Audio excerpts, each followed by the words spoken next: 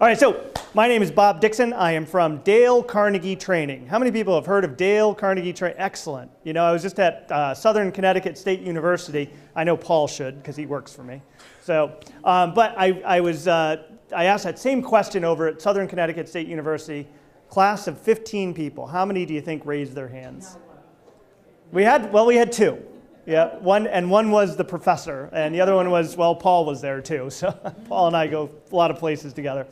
But Dale Carnegie Training, we've been in business for almost 101 years, and we are focused on building people through better relationships, strengthening relationships. But today, I just want to start off with a quiz. All right, I know it's late in the day on a Monday, and everyone's like, oh, really, a quiz? This is going to be an easy quiz. Are you with me? Sure. Yeah? Okay. So here's the quiz. Paul, could you give this to her? Thank you. Here's the quiz. Does it take luck to win the lottery? Who thinks it takes luck to win the lottery? All right. Yeah. Well, what's the motto of the lottery? You got to be in it to win it. So what happens if you don't buy the ticket? You can't win, right? So that's what we're going to be talking about with networking today, is that to be in the game, you've got to buy the ticket. And we have some really great opportunities, some great ways to be able to network on a larger scale. And these come from the Dale Carnegie, the principles and things that we've been doing and the things that we've found that work. On your worksheet here, you can just follow along. This is kind of my whole talk in two sides. There was a gentleman by the name of Dr. Richard Wiseman. And he wanted to determine what made some people lucky versus some people that just always seem to have bad luck. Anybody know those people? You know, the people that have bad luck, right? If they had no bad luck, they'd have no luck at all. So he wanted to determine what made some people more lucky than other people. And the way he did that was he did a series of experiments. And he came up with 4 principles of luck. And the first principle was that lucky people create and notice chance opportunities. And so how did he figure this out? So he brought a whole bunch of college students over in Great Britain, and he brought them into a room, and he said, we're going to do a little bit of an experiment. But first, we're going to interview each and every person. We're going to determine if you're one of those that always seems to have good luck. Anybody know those people? They always seem to win something. I have a next door neighbor just like that. He's one that has won those big screen TVs. He actually won a car in one of those $25 or $50 raffles. Anybody do those? I always look at him, I'm like, man, he's so lucky. What did he do? He bought the ticket, absolutely. So he wanted to find out, Dr. Richard Wiseman, what made some people luckier than others. So he said, create and notice chance opportunities. Brings in all these college students, and he says, we're going to interview them, and he determines if they seem like they're lucky people or they're unlucky people. He sits them down, and he says, we're going to run this experiment. And we're going to have everyone look through a newspaper, and you get about 40 seconds to determine how many pictures are in this newspaper. And so they're sitting down, and you know they're really concentrating because for college students, they were going to get a payout if they got the number right. So they started going, and within 10 seconds, there's students that are raising their hands, raising them really high, and a proctor would walk over, and they whisper in their ear, and they'd hand them their money. And so, people are, the other ones are going, oh my God, what's going on? And so what it turns out is that on the second page, in the lower right-hand column, there's a little ad that it said there's 43 pictures in this paper. And the lucky people saw that. And that's how he determined his first principle, that lucky people create and notice chance opportunities. They see things that other people don't. The second principle was they listen to their intuition. They listen to their gut. Has anybody ever gone into a restaurant where you sit down and you look at the menu and you say to yourself, that sounds good. But then the waiter or the waitress comes over and they start giving you the specials and you might change your mind? Anybody ever been there before? Sure. I remember doing this a lot when I was with my last position. I was working for ADP and I was on the road. And I was selling computer systems, and so I'd be on the road for 3 or 4 days at a time. And I remember sitting down going, oh yeah, and every time I changed my mind at that last second, I never had a really satisfying meal. Anybody have that happen to them before? It's because you're always wondering in the back of your mind, you're saying to yourself, did I make the right choice? And what he found, Dr. Richard Wiseman, was that lucky people listen to their intuition. They listen to their gut. It's because we have this great supercomputer in our head, our subconscious, that's making all these judgments and values. And what he found is that lucky people listen to their intuition, and they went with it. The third principle of luck is that positive expectations create self-fulfilling prophecies. I always relate this to that show Seinfeld. Remember Seinfeld? As the longer we get away from the end of that show, it's harder to use that as an example. But remember, yeah, I know. I'll have to find one that works as well. But remember little George Costanza? You know, he's always a little bit down on his luck. Nothing really ever happens all that much to him. So I remember there was one season where George Costanza sat down and he was just having a miserable, miserable existence. He lost his job. He had to move back in with those really loud, obnoxious parents. Remember that? He didn't have a girlfriend. He always had no money. And so I remember him sitting down and he goes, Jerry, in that diner, Jerry, I'm going to do everything exactly the opposite. Well, here was a guy that was always negative. So he sat down and he said to himself, I'm going to do everything the opposite, which means that he's going to start doing things positively. And so he started doing that. And what happened? All of a sudden, his outlook changed. And he got a job with the Yankees. He got a girlfriend. He started getting money again. Everything started happening to him. And that's what Dr. Richard Wiseman found out about luck as well, is that positive expectations create self-fulfilling prophecies. And that's one of the key characteristics of being in Dale Carnegie, too. We work from strengths. We work from being positive. We see the glass as half full. And that's part of building luck for yourself. And then the last principle of luck he found was that a resilient attitude to transform bad to good. And what he meant by that, it's like a big trampoline, right? And he found that when people had the ability to bounce back very easily, they increased their chances of luck. And so it's like a trampoline made of rubber, which allows you to bounce, instead of a trampoline made of canvas, which you're not going anywhere. And he said lucky people had that resiliency in them. And so what does this tell us about luck? We make our own luck. Thank you very much. We make our own luck. And so that's what we're going to talk about for the next 30 minutes or so, is how can we make our own luck? So we found at Dale Carnegie that there's a number of principles that we can do this with. The first one is people do business with people they know. It was interesting about this because I remember going to a SHRM event, Society of Human Resource Managers event. Anybody know what that is? Yeah? It's just an industry association. So when I first got started in Dale Carnegie 9 years ago, that was one of the key factors. I said, I have to be out, I have to network, but who do I want to network to? And I scratched my head and I said, who's out there? And I said, who buys training? Because we're a training organization. And I said, okay, somebody said, well, human resource managers do. So I said, okay, I'll go to one of their meetings. So the very first meeting I went to, I sat down and I sat right next to a woman who worked at a large financial institution. She was a financial advisor. And I said, okay, well, this will be interesting. Maybe she works in HR. And I asked her, I said, do you work in HR? No, I'm a financial advisor. I said, oh, well, what do you do here? She goes, well, I'm on the membership committee. I said, wow, that's pretty good. I go, how did you get in there? And she goes, well, it took a while. I said, well, what is a financial advisor doing here? And she goes, well, I'm trying to build a business, and I wanted to meet with others that were like me. I said, well, how did they take you right off from the bat? And she said, well, they weren't exactly opening their arms to me. I said, well, why not? And she said, well, let me put it this way. They all thought I was there just to jam sales down their throats. And so they kind of kept, arm's length. I said, well, what won them over? She goes, well, I was persistent. I kept showing up. I said, well, that was good. And she goes, well, there was one other thing. I go, what was that? She said, well, I was sitting there at a table one time, And one woman looked across the table and she said, geez, I really need to build a deck this summer. Does anybody know anybody? And she did. Her brother-in-law was in construction, and he built decks. He built decks, all sorts of things. And so she said, well, I do know somebody. He's very good, and let me introduce you.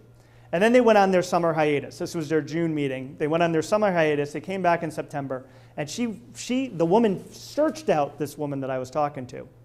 And she said, oh my gosh, he did a wonderful job. It was beautiful. It was and she was gushing.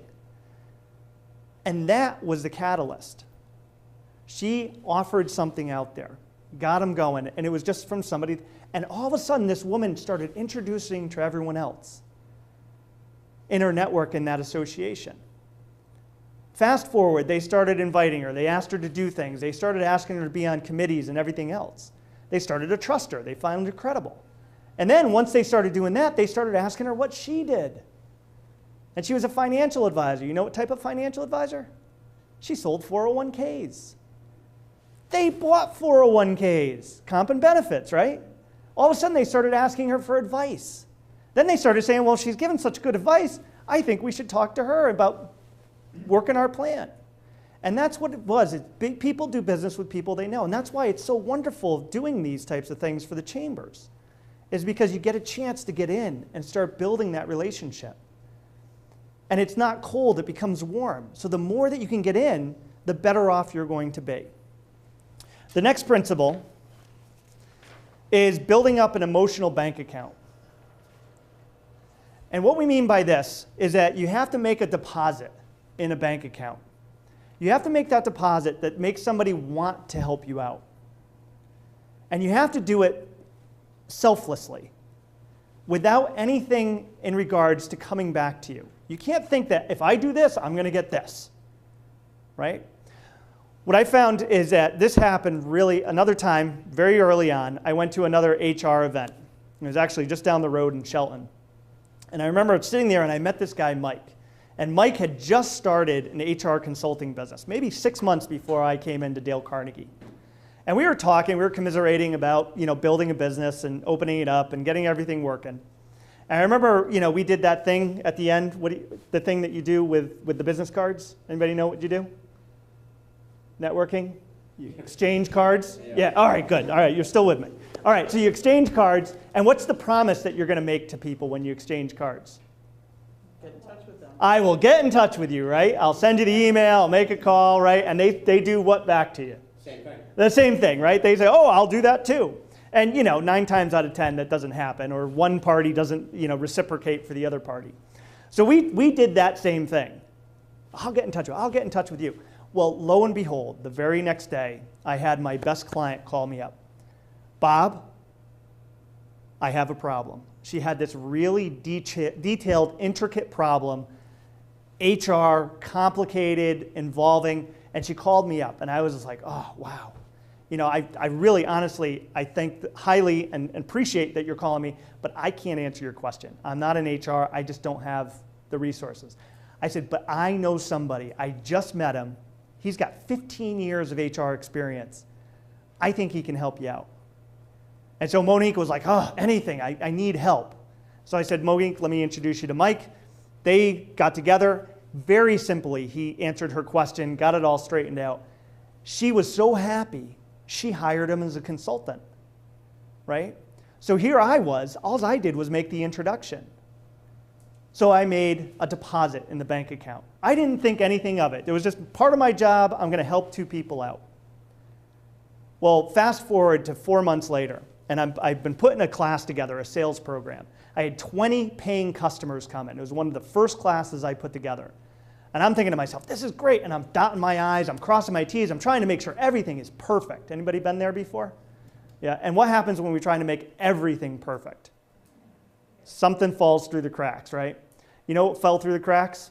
I forgot to call the chamber to reserve. It was the Greater Valley Chamber when they had those rooms. I forgot to call the chamber and tell them I was going to be a couple minutes late. They had an event that night.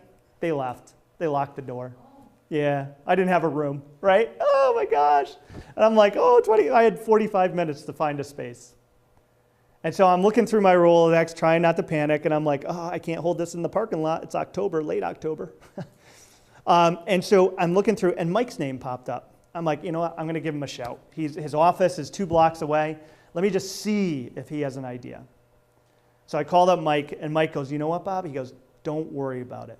He goes, I've got a room that will accommodate 25 people. Just bring them over here. And that's the opportunity that you get when you make that deposit selflessly to help somebody else out. It will come back. Karma works, right? It will come back. You just have to see the opportunity for yourself. There was a gentleman by the name of Harvey Mackay. Anybody know Harvey Mackay?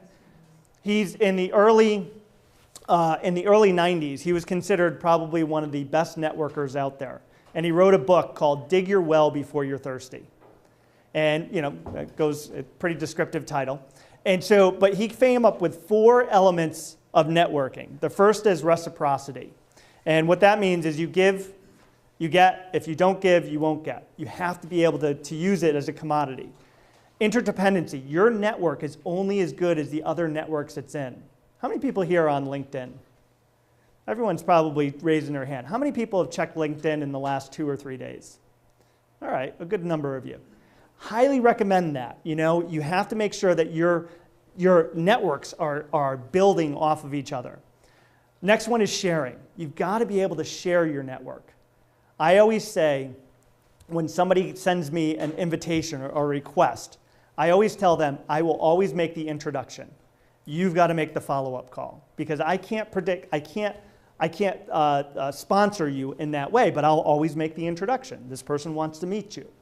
I don't hold on tight to it, because when you hold on tight to it, people are going to think that you don't have a good network or you don't know the people in your network. You've got to be able to put it out there. And then keeping at it. You've got to follow up with your people constantly, over and over again. Harvey Mackay used to say you have to have a Rolodex. Remember what Rolodexes are? I still use it. You still use one? He used to say that he had a 4,000 card Rolodex. And he always said that he followed up with those people in his Rolodex every single year. Whether it was a card, a phone call, or a personal visit, he followed up with everyone, so it never was cold when he needed some help. And so that's what he talks about in Dig Your Well. It's still a great book, and he was a fantastic resource on networking. So if you ever want to read something that's great on networking. And he also has this thing called the Mackay 66. Anybody ever heard of that? It's the 66 things you should know about your prospects or clients. And it's just these different pieces of information. It's fabulous information. Where do you find that? Just Google it, Mackay 66. It'll come right up. All right? The next principle of luck is look for opportunity in every noun.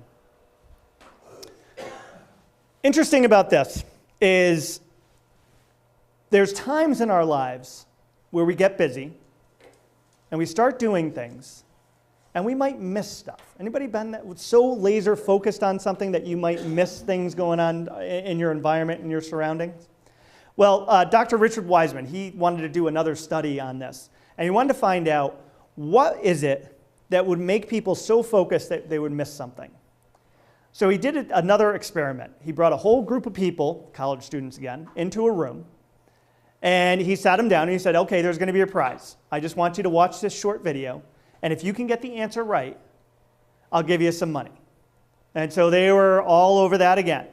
So he sat them down in a room, he had them watch the video, and it was of 2 teams, one in black shirts and one in white shirts. And they were passing a ball back and forth. So everyone's sitting down there trying to predict what the question's going to be. How many people? There was 5 on the white shirts, there was 5 on the black shirts. How many passes did they make? They made 17 passes. So at the end of the video, it was about 3 minutes. He walks into the center of the room, and he goes, is everyone ready? Here's the question. Everyone, oh yeah, I got it. 17 passes, 5 black shirts, 5 white shirts. And he says, okay, here's the question. Did anybody see anything weird? And everyone's like, what? Weird? What do you mean weird? That can't be. We know it's 17 and it's 5 and it's 5. Here's what it was. 9 out of 10 people didn't see anything weird. What was weird was there was a guy in a gorilla suit that walked out and jumped up and down and then walked away. They were so focused on the task at hand, they didn't see what was going out in the greater world. And it's interesting. Yeah? That's funny. There was a TV show, Perception? Yeah. That went on that theory. They actually showed a video of I think it was an alligator in that case, mascot, did exactly the same thing. Yeah, it's all over the web too. You can pull up these types of stories all the time in the gorilla. It was interesting is that Thomas Edison has the most patents in US history. Does anybody know how many he has? Like 1,200 patents, right? And he honestly says, I only had 2 original ideas. One of them was the light bulb, and I don't know what the other one was. But he only had, so what did he do? He finished other people's work. He saw opportunity where others saw failure, or he saw opportunity where others just let it lag. And he has this great quote about opportunity. And he says, from Thomas Edison, opportunity is missed by most people because it's dressed in overalls and it looks like work. I'll say that again. Opportunity is missed by most people because it's dressed in overalls and it looks like work. Most people will see an opportunity and they'll dismiss it because they think they're too busy or they have too much on their plate. And here's what I find with people that are either lucky or they're really, really good, is that they take the time to evaluate every single opportunity that's out there. They don't dismiss it. And that's what he's talking about, is just, even if you decide not to do it, at least you've given yourself the opportunity, the chance to take and see if it would be workable. And that's what we talk about, is looking for opportunities. Keep that radar open. Keep that 360-degree radar open, and don't limit yourself to what you can just see with blinders on. The next one is being a great conversationalist. It's funny, Dale Carnegie wrote his book, How to Win Friends and Influence People, back in 1936. And it's still on the Forbes top business books to this day. And it's because it has really practical advice. But one of the stories in that book was about Dale Carnegie sitting down at a dinner party. And he sat there, he was at this dinner party a few years after his book came out, and he became a world-renowned figure. Because there was no other book like this out on the market back then. Personal development? Who even thought about that back then, right? And so he was one of those figures where people recognized him. Well, I mean, it helped that he put his name on, his picture on the book. I mean, he's very recognizable back then. At one point, the only book that outsold his was the Bible. So, I mean, we're talking big stuff here. So he sits down at a dinner party, and the woman sitting next to him, she looks at him, and she did that double take thing. Like, did I just see somebody famous? Right? And then he introduced, hi, my name's Dale Carnegie. She's like, oh, I know that. I know exactly who you are. And she got so excited. And so he sat down, and they sit down, and they're going to be at dinner together for like 2.5 hours. And he asked her just a simple question. Geez, have you done anything interesting lately? Oh my gosh, she had. Oh, she had just gotten back from a 3-month African safari vacation. And oh, she was bursting to tell him about this. Absolutely bursting to tell him. And so she sat down, she started telling him about, and he just prompted her with a couple of questions here and there. And what did you do next? And how did that go? Oh, that's so fascinating. And so at the end of the night, they're sitting down, or excuse me, they get up, and they're starting to put their coats on. And she goes, oh, Mr. Carnegie, everything they say about you is true. And he was like, well, what do they say? And she goes, you really are the greatest conversationalist ever. He barely said 2 words the whole night for 2.5 hours, right? So what made him a great conversationalist? There you go, right? He was listening. He was asking questions. He was interested in the other person. It's very similar to that radio station, right? We all have that radio station in our head. Anybody know WIIFM? There you go. Thank you. Yep. What's in it for me? We're all living in that world. What's in it for me? And if we could just spend just a little iota of a time thinking about the other person, even 10, 15%, all of a sudden we become more interesting.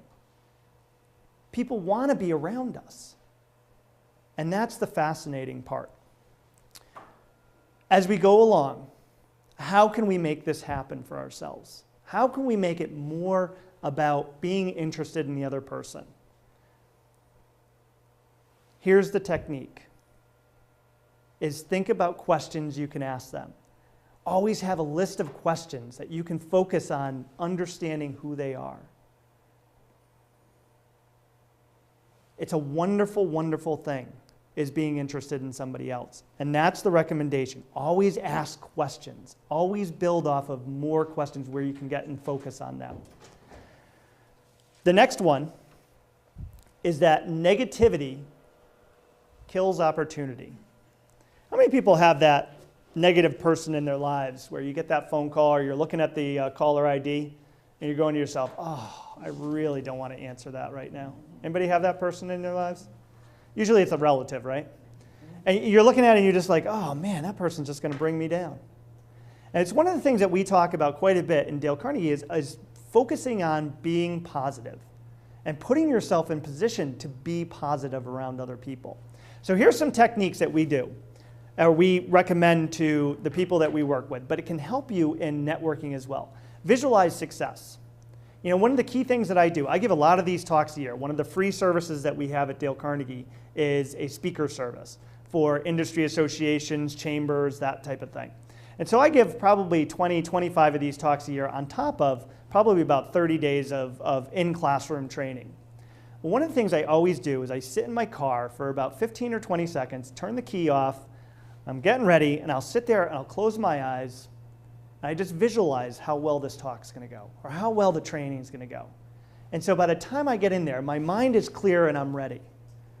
But I also do that for other events, like going to a networking event. Close my eyes and just visualize how I'm going to be positive, how I'm going to be engaging, how I'm going to ask questions, I'm going to be interested in other people. But I visualize that success. And what's fascinating about that, it's a technique that even high-end athletes do. There was a diver on the one of the Olympic teams, I think it was in 2000. And I think that was the one in Sydney, Australia. And she was up there, and she closed her eyes, and I remember hearing the commentators going, what is she doing? Well, she's visualizing her dive. And she went from almost like third or fourth place into winning the gold, just stopping and visualizing success. And it's something that you can do very easily. Just stop and think about how well this is going to go. What do you need to do to make it happen? The next positive area is don't waste time on something that can't be done. Positive people will look at something, if it's a roadblock, they'll go around it. If it's a speed bump, they'll go over it quickly. But what they don't do is waste time on something that can't be done. They'll look at it, they'll evaluate it, and then they'll make a decision. And so what happens with negative people is they get caught up in that what-if game. Anybody been there with that what-if game? Well, what if this happens? Well, what if that happens? Well, what if this happens? And all of a sudden we have indecision. Focus on, can you work around it or can you work through it? If not, do something else. And that's what they find with positive people. Praise people constantly. This is huge. And it's one of the techniques that Dale Carnegie talks about quite a bit, is that when we praise, when we recognize, when we appreciate people, all of a sudden we become more positive. People want to be around us because we make them feel good. How many people got enough recognition or praise today? You know, there's a direct correlation to the amount that you get is really related to how much you give, right? So as you're going out there and you're networking and you're building that business, focus on giving compliments and recognizing people and really making them feel good about themselves. That's a great idea, Bob. Thank you very much. You're welcome, Tom. That made me feel great. Yes? The problem is, it's got to be genuine. It does have to be genuine. It really doesn't come off. Yeah. the face of No? people. Yeah. Well, you definitely... Turn off. Absolutely, and you don't want to just flatter somebody. So we actually have a technique on how to give recognition. And so what it is that you recognize either things, accomplishments, or personality traits. You recognize things, accomplishments, or personality traits. And then you give an example of how you saw that. It's so easy. It's just a simple process. Things, accomplishments, or personality traits. And then you give them an example. Right? See, what happens with flattery or something that isn't supported is somebody will say, hey, good job, Paul, and then walk away. And you're like, good job for what? Right? It doesn't mean anything. But if you give a compliment, geez, you know, Paul, I always find that you're punctual. I really love that about you. In fact, today, you got here before I did. And I like that about you. Some people don't like that. Yeah, some people don't, but I do, and I'm your boss, so. Too early for the meeting. Sorry. But here's the thing, is that you give the personality trait, and then the example. And all of a sudden, it becomes more personal. The next one is don't complain, take action. You know, the first principle in Dale Carnegie's book, each chapter in his book is a principle. And the first one is don't criticize, condemn, or complain. It's the only negative principle of all 30 that is in that book. And it's a reality, is because people spend too much time complaining. What we need to do is focus on making a decision, finding a solution. Let's go around it. And that's what we talk about there. Turn a problem into a success story. Positive people will look around and say, how can I make this into a win for me or a win for us? And that's turning a problem into a success story. And the last thing is a mantra that Dale Carnegie had, and it was called act enthusiastic and you'll be enthusiastic. And what's great about this, we actually have people do this cheer in our programs because it gets you pumped up. Even if you're coming, and a lot of our programs are at night. And we get people, business people just like you, coming to the programs, and we have to engage them. We have to get them enthusiastic and pumped up. We'll have them do this cheer.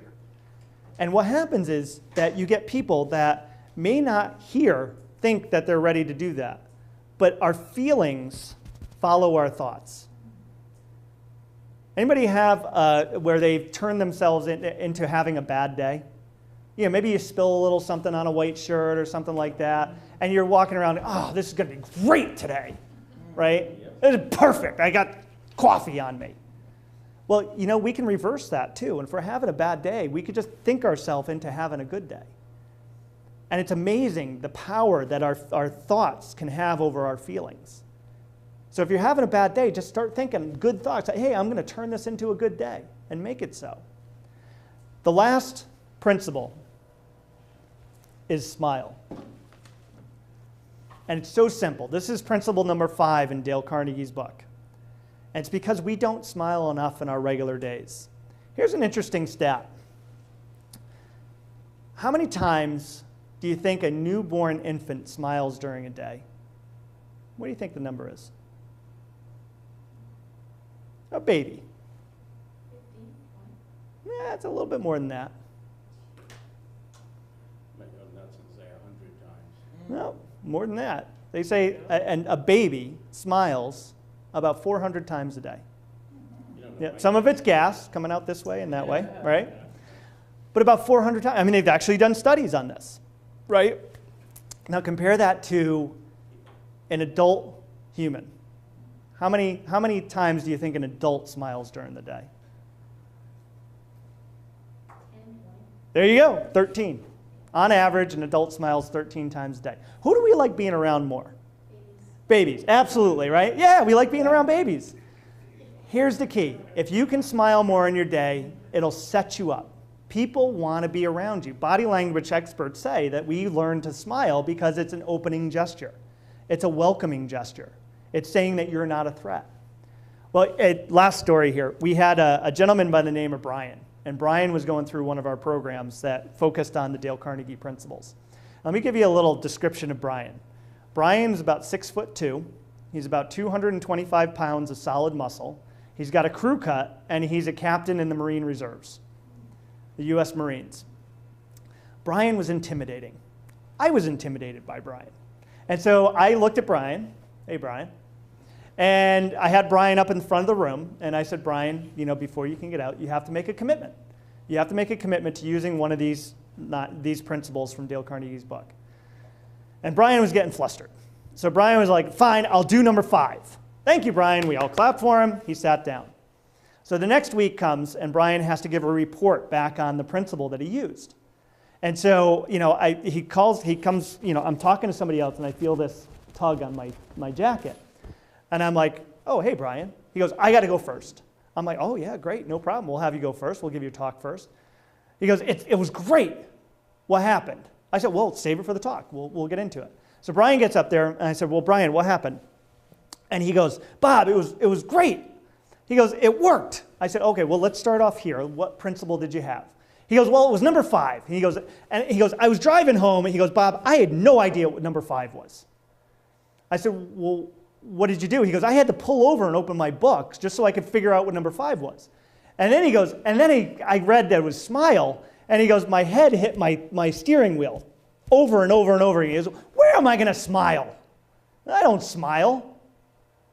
And so the next day he comes in, and he was an early bird. He's in the military. So he comes in and he goes, well, I'll try this smile thing out in the cafeteria. If it doesn't work, I'll just throw it away and I'll get a new one. Nobody will even know. I never wrote it down that I was going to do number 5.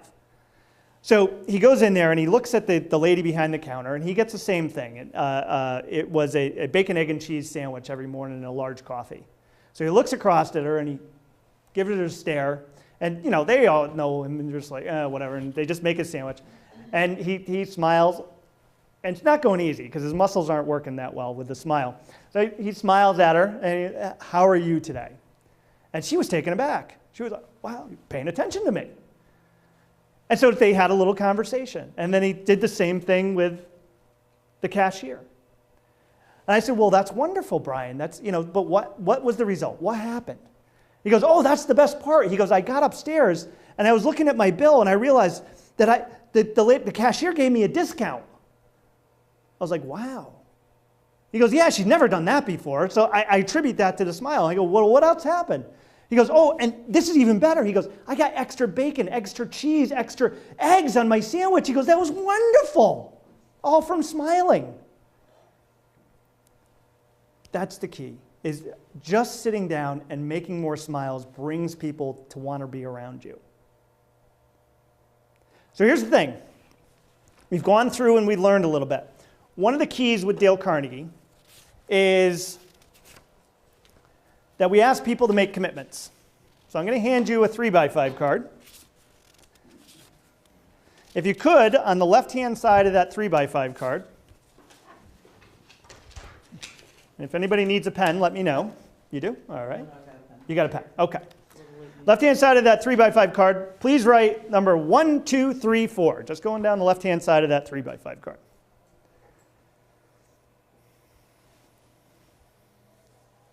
Right next to number 1, please write down, what did you find is the most important piece of information you get out of this talk today? What was and you got your cheat sheets right there in front of you. What was the most important piece of information you got out of this talk today?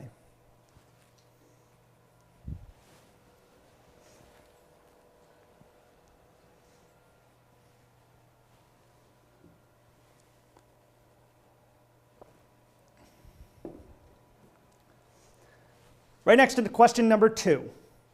As I said, I give a lot of these talks as a speaker service. I'm always trying to get rated on myself. How well do I present? It's something that I've picked up, and it works out well for me. I can measure these types of things. So on a scale of 1 to 10, with 10 being the best, please rate me as a presenter. And if there's anything I can do differently, please go ahead and jot that down right next to that rating.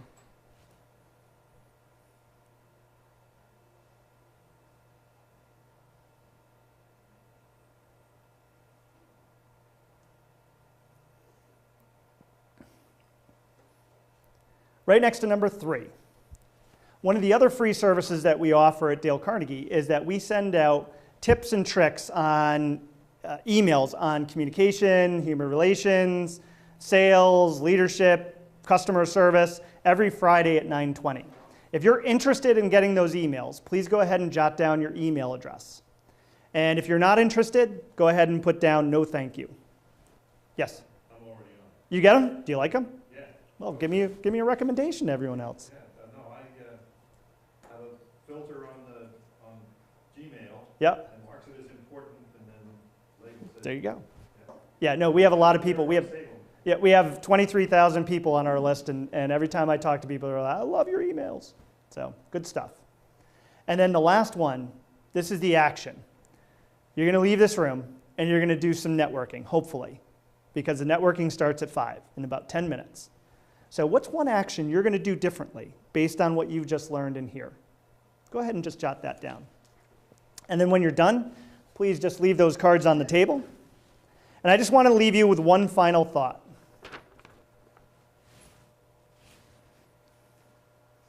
It's a quote by George Bernard Shaw, the philosopher, the Irish philosopher. And he said, people are always blaming circumstances for what they are. I don't believe in circumstances. The people who get on in this world are the ones who get up and look for the circumstances they want.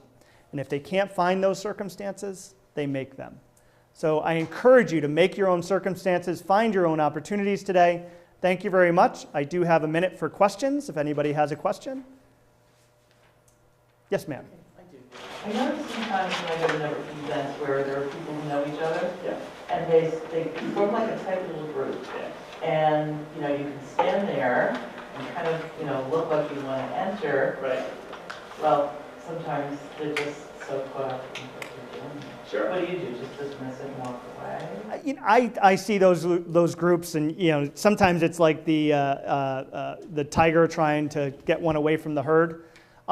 I'll wait to see if they come out of that group, but I'll also try and find other others that are wandering around, singles that you can go up and have a conversation with. I'm always the one that will try and introduce myself, and just very simply, hi, I'm Bob. I'm from Dale Carnegie, and and just let it go and just ask questions. So if they're in that group, they're in it for a reason. They're not always there for networking purposes. They're just there to hang out with their friends. So did I answer your question? Okay. Other questions? And by the way, be aware that don't do it yourself. Oh yeah, don't, yeah. Somebody's standing there, you want to if you're there to network and you're with your buddies, step away, make room for them, bring them in. Yeah, invite them in, yeah, absolutely. You'll be remembered. Good point, thank you, Tom. Well, once again, I thank you very much, and hopefully I'll see you out there in a couple minutes. Have a good day.